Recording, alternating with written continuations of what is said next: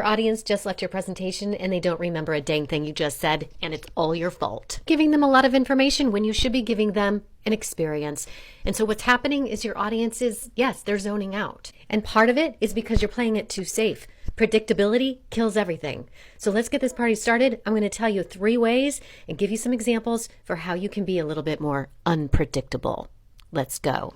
Oh, and if we haven't met yet, I'm Meredith. I'm your public speaking go-to, and you can hop into my calendar for a 30-minute complimentary consultation. Say that 20 times fast. Okay, so your audience is expecting something. They are expecting that you're going to stand up there on stage or in that conference room. You're going to deliver that report, that project, or that presentation with a slide deck with the same cadence as the last guy. It's predictable. Okay, so here's one example. Bill Gates gives a TED Talk about malaria. And during his talk, he unexpectedly grabs a jar, takes off the lid, and releases mosquitoes to make a point into the audience. Now, why did it work? Because it was shock value. It was unexpected. Now, I'm not saying that you should unleash a bunch of insects into an audience, but what you can do is switch it up a little bit. Maybe you walk into the audience, or you play some music, but you do something a little bit differently just to shift their expectation. The second thing you can do is make it interactive. Ask your audience a question. Get them to interact with each other. Here's an example of Ellen DeGeneres at the 2014 Academy Awards. This is usually a pretty formal event. We know how it rolls out. This time she decided to interact with the audience by doing selfies.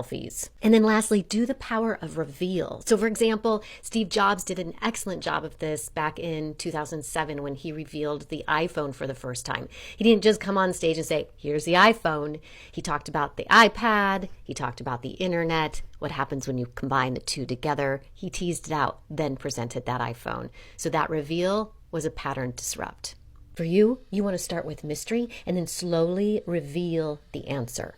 You would say, most people think X, but actually it's Y. Hold back key information and then mic drop. Look, your audiences are not remembering you. They're forgetting you.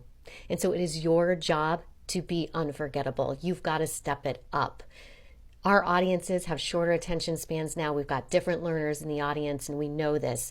So let's help each other out. If you have something that you've done that was an element of surprise, got your audience engaged the last time you gave a presentation, please leave it in the comments, or if you have questions, leave that in the comments too. I'm Meredith. Follow for more.